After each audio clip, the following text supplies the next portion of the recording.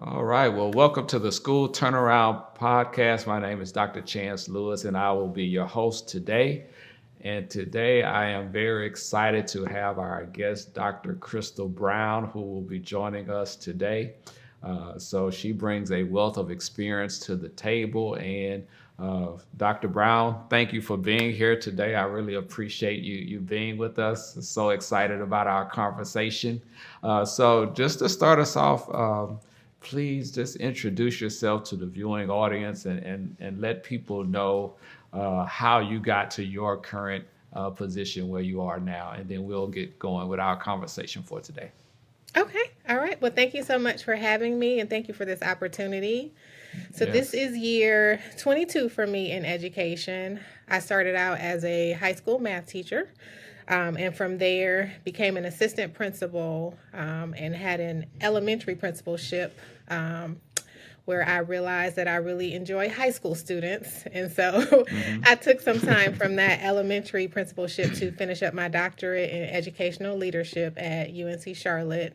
And then I started back working with Rowan Cabarrus Community College. I was the college liaison, and so I did academic advising for students who are in the early college program. So I helped them obtain their associate's degree in the 4 year time period. And from there, I became the assistant principal at the early college where I did that advising. And from there became the principal. So this is my second full year as principal at the early college, and just kind of being a part of early college world overall. I've been here since 2012, so about 10 years in this early college world, either on the K-12 side or the higher ed side. Wow, wow. So, like I said, you bring a wealth of experience and all of that. I didn't even know as well. So that's really good. And so, given our focus on school turnaround, I know you've been in different settings and kind of seen education from many angles. But for today, with our conversations, I want to uh, look at school turnaround from a angle that most people don't really think about, right? And that's your role in the early college, right? Most people think, okay, well, we got students in the early college school, everything is all good, everything flows, everybody's high performing, we're just gonna do it and do it well and no issues at all, right? Yeah. But you and I have been doing this long enough to know that that is not always true. So looking at school turnaround from this unique angle, of an early college, I think is important because as early colleges continue to grow, around the country, we're starting to see that more and more in different places. And as we look at school turnaround, that's why I want us to, kind of dig in, for today, if that's okay. So let's talk through your current role at the early college, right? And uh, you had a vision, when you came there, but I know it's different once you're in the seat, right, as the school leader. Yes. So I want to talk about that point from when you transitioned into the seat, as the leader of the school, the visionary, and talk about for us some things that you had to envision and some examples of some school turnaround initiatives that you had to kind of put in place, and what you deemed as successful, as you've been in the seat as well. Okay. So I'll start with, it's difficult when you've been kind of in something for a long time to kind of see like what's wrong because you're all in it Right. and you're like, this is what we've Right. always done and this has worked, but maybe not as Right. good as we would have wanted it to work. One of the things that we have done here at our school for years is having an academic lab time. And it's Mm. always been 30 minutes of kind of a study hall time for students in between their first and second block. And it initially was put in place to help us align more with the college schedule. And so for a while, it just kind of became a free for all, kids kind of running around, playing everywhere, hanging out, and it wasn't Right. being used efficiently. So my first year in the assistant principal role, we looked at kind of structuring that a little bit more and giving students specific task in their classrooms to do during that time, where the teachers kind of got together and met and said, okay, I need these 10 students in math class during this time to get some extra help, some in English, some in biology. And so we kind of made some adjustments there. And then as we talked more, moving into my principalship, we were trying to figure out how else could we better support students in that time. And so what we have done is pull some of our students in to provide tutoring. Our upperclassmen have been using that time to tutor our ninth and 10th graders.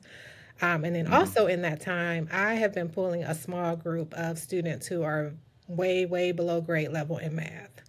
So one of the things about education, you want to make sure that you're offering grade level instruction and keeping the students moving, because the curriculum is going, the year is going. You can't just stop and go all the way back 2 or 3 grade levels to pick them up. So our plan was, I'm working on very, very basic skills with them while the teachers continue to teach them the grade level appropriate material.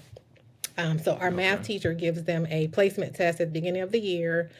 And from that placement test, we could, one, determine if students who already took Math 1 before they got to ninth grade, if they were ready to move on to the next math, and also to see kind of where everybody was. And so based on that, she would pull probably the lowest 5 or 6 students and just kind of keep an eye on them for about a week or two, and then see how they did in the class, see if, some students just don't test well, and it doesn't matter kind of what that looks like for them. They'll get on that test and not do well, and then she sees their work in class and what they can do, and it doesn't match what's on the test. So we used that test data, and also she wanted to see their actual work in the class. And so based on that, she gave me that group of students, and we just started working on basic prerequisite skills that would align with what she was actually teaching in the classroom. And so we've been doing that now for 2 years. And that has been very successful. So successful that the ninth grade group that I worked with first semester, they don't need my help anymore. So they are where they that's a good thing. They are in Math 2 this semester, and they're doing very well. So making that, we start that at the beginning. We have earlier in the year, one of our assistant principals was an English teacher. And so during that time, when I was pulling students for math, she was pulling students and doing some extra support with them on English papers and their writings. And that was for all grade levels. So we just tried to more strategically use that 30-minute block so that it was really helpful for students. So you got staff doing tutoring, you've got upperclassmen doing tutoring.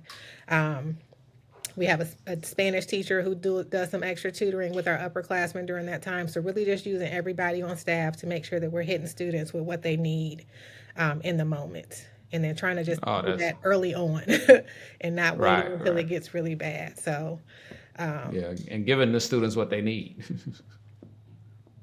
Yes, absolutely. And just to go back to what you said earlier, the big misconception with early college is we have all of the brightest students and everyone comes here ready to do honors, AP, and college level work. And that is absolutely not the case. For the past couple of years, when we look at our data, probably about 20% of our students are what you would consider AIG or above grade level. And then we got another 20 or so percent that are below grade level, meaning they're starting ninth grade, and some of these students are performing at a 5th and 6th grade level. And so what our program does is takes those students in the ninth grade where they are, we meet them, and they start with honors classes. They start a college class first semester. And last school year, we started offering AP classes. So in freshman year, our students take all honors classes, 1 AP class, and then 2 college classes. Got it. And just for the viewing audience, for those that may not be familiar with the early college model, let us know what is the criteria for a student to be eligible for the early college. Okay. So our criteria, of course, we look at grades, we look at discipline. Our target is first generation college students, underrepresented populations, and low economic status. So those are the areas that we're looking for, the target population. And then a lot of people call us and say, hey, my child has all A's and all 5s on their test scores. And that's not exactly what we're looking for. We're looking for students who may not have had access to honors or higher level classes because of either outside influence that impact their attendance or their testing, or just not performing well on the things that would make them eligible for those higher level classes. And so once we get them here and do their interview, we do an interview process. So this year we did about 202 interviews, and we accept 66 students. And in that Got it. interview, we interview parents for the first 10 minutes and kind of ask them the strengths about their students, why they think this is a good placement for their students. And then we ask the parents to leave. And then we have a 20-minute interview one-on-one with the student. And really, the biggest determining factor in success here at the early college is wanting to be here and wanting to work hard. Right. Again, I told you that percentage of students that come to us below grade level, if they want to be here and work hard, they're fine. We meet them where they are. We help them get to the end, and those students graduate with their high school diploma and their associate's degree in 4 years.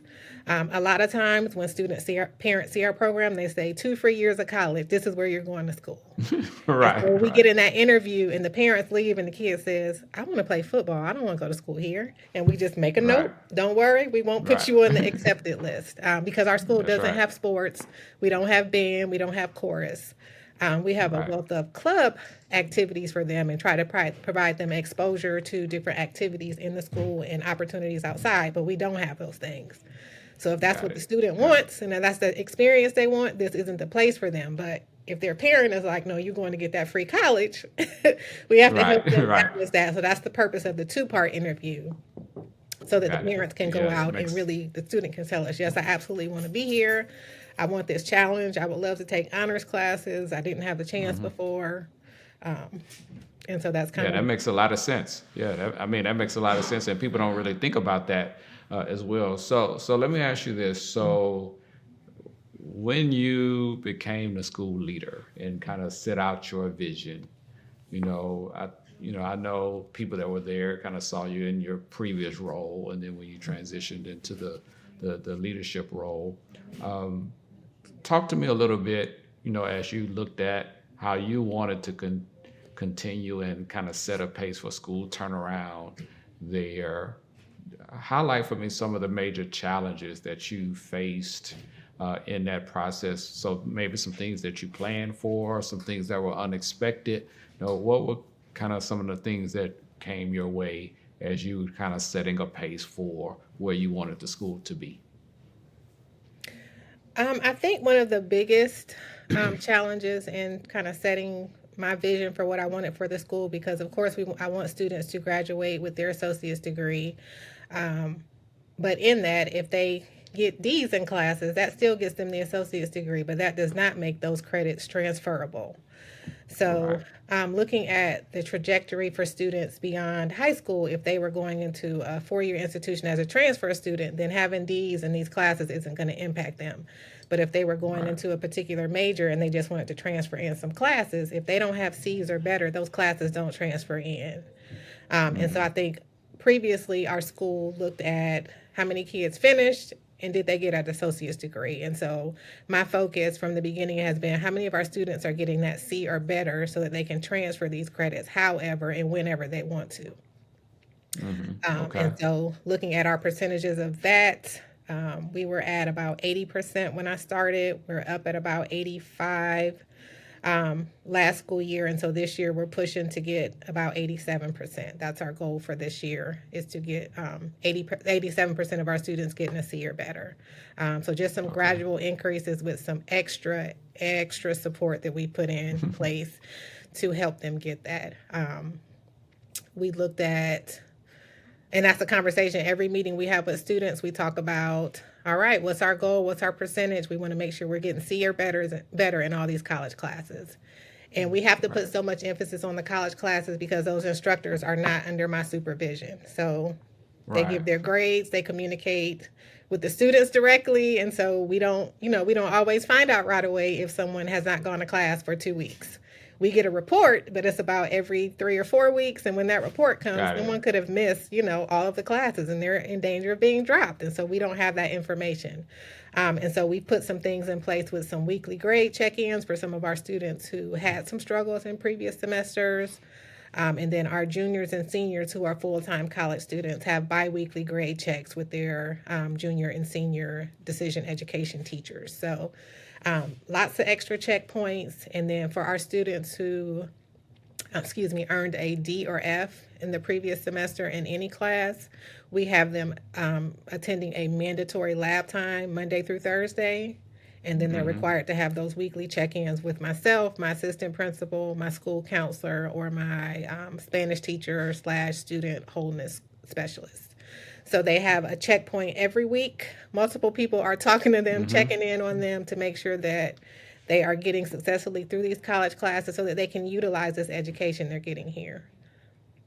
Wow, yeah, because yeah, that's a lot that you're dealing with because you are really navigating, entities that traditional school leaders don't have to because you got the college piece, that's going on, in addition to the school district piece, as well. So that's definitely unique as well. So let me ask you this: so as you continue to grow the early college. How what is your strategy of how you are engaging with parents, community members, and other stakeholders to shape the experience and your vision for the school? Lots and lots of communication, and our best salespeople about our school are our students. So we have Mm-hmm. student ambassadors that we have anytime we have an event on campus or off campus. We have students that are there that are um, leading the recruitment and telling about all the great things of our school, but really just having those conversations and inviting parents and community members in. We have an event coming up this Friday. Um, our Black Student Union is doing an event, and so we've invited the college. We've posted it out for the community to visit, just inviting people into our school to see what we're doing so that they can learn more Mm-hmm. about it, want to support us more, and spread the good word about what our school is doing as well. So just lots and Good, lots of good. communication. Our school improvement plan is available on our website. Our parents know that they can, it's any day I can walk in and I have a parent waiting to sit and talk to me. I have an open door policy. Sure. Students, parents, teachers. I spend time with my teachers once a month, one on one, to have conversations. So just lots of Mm-hmm. things to communicate, to make sure everyone knows what's going on, to know why decisions are made, and to make sure that in all of that, we're building trust. I know Right. sometimes parents don't agree with some of the decisions we make, but they know it can always go back to we're doing what's best for students. And there's a reason Right. behind Right. it. But my parents also know if they have a question about it or want to understand it better, that they can call me and have that conversation. So, I got my Yeah. So work that phone, open door. personal phone. Yeah. I got some parents that got Right. that work phone number and they'll send a text, hey, can you tell me about this or what's going on here? And we have those Right. conversations. And so if there's something we ever need, we've got those parents and we build those relationships so we can reach out and say, hey, we need your support here. Or, hey, I need a parent on a committee at the county level. Can you go and represent for our school? So just communication and building relationships. And so that's just from Yeah. every level of our school and with our community partner in the community college. Yeah, because and the reason why I asked that because so many school leaders and others that are facilitating, or in a school turnaround process, they kind of minimize the power of partnerships and parents and other stakeholders as well. But as you described, as a key component, to the success, of the school as well. Now, let me ask you this. So, given the unique environment that you have at your school, with it being a early college, talk to me a little bit of how you handle staff development, teacher development. Because like you said, your students come to you maybe with a unique set of challenges, and you have to, have them taking upper level classes, pretty much upon entry. So, talk about how you get your teachers and staff prepared through staff development at your school. Okay. So our staff development has kind of looked different for the past several years, just based on funding and requirements at the district level. In the past, we've been able to contract and find our own professional development to come in and facilitate that for our teachers, just kind of based on input from the teachers of what they think they need as a whole. We are very lucky here that we have lots of experienced teachers, and over half of my staff has been here for over 5 years. So several of them have been Great. here, know the school, know how we do things. And so they weren't looking for kind of basic professional development that you would think, that new Right. teachers would need Sure. coming in. So they kind of got their curriculum down. They know how to teach. They know those things. So um, we're usually looking for some more insight on different ways to build relationships, different ways to understand students and their circumstances and be able to connect with them even more than kind of the basic way you learn to connect when you get your teacher education degree. So they were looking Right. for that Hmm. next level of how can I be the best teacher that I can be. Um, this past year, we were given a book study from our county level that we did as a school. And we kind of used that and broke that up amongst our teachers, and they led the professional development each month based on the book chapters. So a lot of our either we bring somebody in to lead it or we work together and do that development among each other. Um, at the end of last year, we went to the Early College Network Conference, and so a lot of my staff went to that conference, and they got to connect with the other early college professionals across the state of North Carolina, and there were even a few schools that were out of North Carolina, and so that's a big professional development opportunity for our school that is for like schools that are actual early colleges. So it just Hmm. depends on kind of needs and what teachers bring. Our teachers who started teaching AP, they needed some additional training, so we provided that for them. And additionally, I have a teacher who's not teaching AP, but she wanted that knowledge and background to be able to better support her students as they were going into AP, so she did the AP training. Right. So Okay. um, our PD is not one size fits all. Sometimes we do Right. something together as a staff, but just based on the experience of what my staff has now, there are some things that they need to do individually that's going to grow them professionally. So we're flexible in what that looks like, but then there's always those whole school goals and things we work on together that we keep at the forefront and connect to our school improvement plan. Wow, wow, that's great. That's great. Because I asked that because it's, when school leaders kind of envision staff development, you have to have it customized to the environment that you have, and you have a very unique environment there. And as you kind of facilitate school turnaround in an environment that you're in, it's key to, like you said, to have it customizable so you don't have one size fits all that like you see in most schools, Yeah. that are out there as well. Now, let me ask you this, as in your view from your seat, right? Let's talk about sustainability, right? I know you want things to go well and go well even past your time there. So let's talk about how you view sustainability, kind of in your school turnaround process. How do you think about that?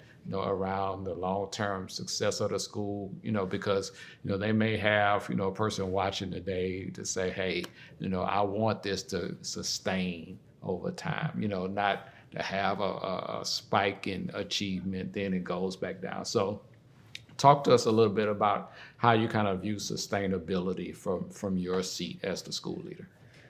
I think having the buy-in of everyone who was a part of it, so that there is an understanding of the things that I have said. These are the things that I want to do for the school. This is the way I want it to run, and these are the things that are working. To make sure that every staff member at my school is a part of that, so that if I'm not here, Hmm. for instance, I was out last week, everything ran here smoothly Right. the way it would have ran if I was here, because everyone understands my vision. They know my Right. absolute yeses, my Right. Yeah. Oh, that's okay. they know my absolute, these are the things that must be done. These are my non-negotiables, and I express those. We talk about those regularly. It's very clear to everyone. So there's that buy-in, there's that understanding of the vision, and then it's all right, what is our part in it? So every teacher here, every staff member here, they know their part in our plan and our vision and what it should look like. Whether I'm here today or there's a new principal next week, they know what that should look like for our school and for how our school should be successful and what that looks like for us. And so no matter who is here or who is in charge for the day, they know what it should look like. So there's definitely buy-in to it. I think the other thing that is good for sustainability here is that not only myself, but our previous leader and the one before that was always open to feedback from the staff and not afraid to make adjustments or, to ask questions. So my staff knows if I bring them something and say, "Hey, I've got this great idea. This is how I think it will work. Tell me your thoughts." I've been in places where Hmm. someone asks that question and nobody is going to say anything. Everybody's going to say, okay, and just do it. My staff is going Right. to ask some questions. They may have a better idea, and they know that I'm not offended by that. Like everything we're doing is Right. to do what's best for students. So if you got a better idea than what I said that's going to work better for everybody, please share it so that we can make that Right. adjustment and work Please. smarter and not harder. So I think having that, like I said, that communication, everyone knows they can come in and have those conversations with me, and they are very clear on what my expectations are and what success looks like for our students. We want our students to be prepared to leave our school and go straight to work if they want to, go earn some more certifications if they want to, go to a 4-year college if they want to. We want them to be able to do all those things and in turn be productive members of our society in whatever way works for them and their family. So we're all on the Right. same page in that. So I think that's what makes our program and our plan sustainable. Everybody is in it, everybody is on the same page, and everybody knows their role in it. Right. Well, that's great. And so sustainability is key, right? And now I want to tap into your wisdom as a 20-year veteran, right, in education. You've seen quite a number of things, initiatives, and we may have, aspiring school leaders who are watching the podcast, who may tune in and watch, and may be in a school turnaround process, or may find themselves in an early college school turnaround process. So, give us some of your recommendations that you would share based off of your experience of how can a school leader effectively lead a school turnaround process? What are some key things that have to happen from a leadership standpoint if it's going to work? Because we know so much is tied to the leadership of the school. So, what would you share from your years of expertise for an aspiring person that may be looking at leading a school turnaround initiative? I would say the first thing is kind of know your vision and know what your non negotiables are and be confident in expressing those to whoever you're having a conversation with. So, those things I believe in for my school, I'm going to share those with parents, with students, with my supervisor, with my school superintendent. Anybody who comes in this building, I'm very comfortable and confident sharing my school vision and what my non negotiables are for my students to be successful here at early college. I think the next part of being a good educational leader is being vulnerable, being open to Hmm. feedback and suggestions, and learning not to take stuff personal. While Hmm. education is your passion and you love it, this is also your job. And you're at work and you do what you got to do at work. And you separate Right. that from the personal you and the stuff you do outside of school. Like you just, when you're here, you're all into it. And then you got to have that good balance between what I'm doing here at my job. And then when I go outside and I'm living my life and relaxing and I'm not being 100% tied to this all the time. I think for me, I have a good balance. When I shut down and school is over and I go home, I take that time for me. But when I'm here, I'm in it. I'm open to those suggestions. My feelings aren't hurt if, like I said, if my teachers say, I don't think that's a good idea. I'm saying, all right, well then, what's your idea? How can we make it better? What can we do Right. differently? But just Right. not taking those things personal and being open to that feedback, wherever it may come from. You may get a call from an angry Hmm. parent, and yes, that parent is angry and yelling in the moment, but take the time and listen and hear what they're really saying. And there may be an area for you for improvement based on what you're getting from them. You may not like how that message is received, but there may be something in it that can help you be a better leader and help you improve your school. So just be open to doing that, taking that feedback. And then I'm going to say the last thing I think that makes me move through my position so well is just being flexible. Things Hmm. are going to change and they're going to change and then they're going to change again. And if you Right. keep getting stuck in, this is how I've always done it, and this is the way, you're gonna get stuck. You have to be Right. open. You have to be open to what that change is, being flexible, but always going back to what is your vision and what are your non-negotiables, and being able to stand on those things when you are adjusting to the changes.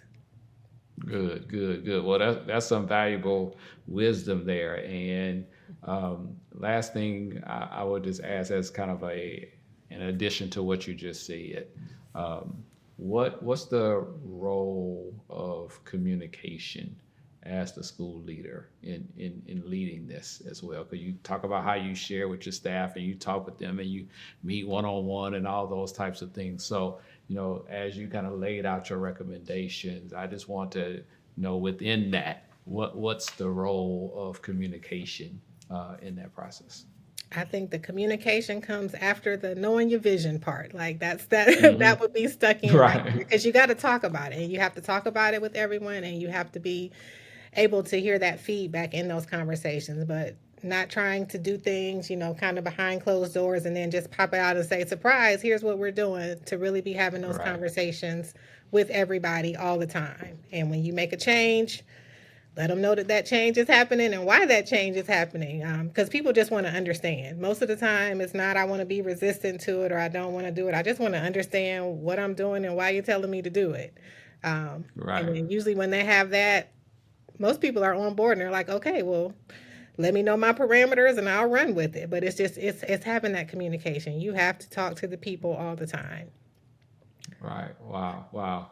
Well, yeah. Well, you've dropped some valuable nuggets of wisdom for us today on today's podcast. So I really appreciate your time, and I don't want to hold you any longer than I need to, because I know you're very busy as well. But I just want to, just thank you for taking time to drop in and share your valuable wisdom with us on today as well. So thank you, thank you, thank you. I appreciate you for being a guest on the show today. Thank you so much. Absolutely. I appreciate the opportunity. You have a great day. Uh, all right, you too, you too.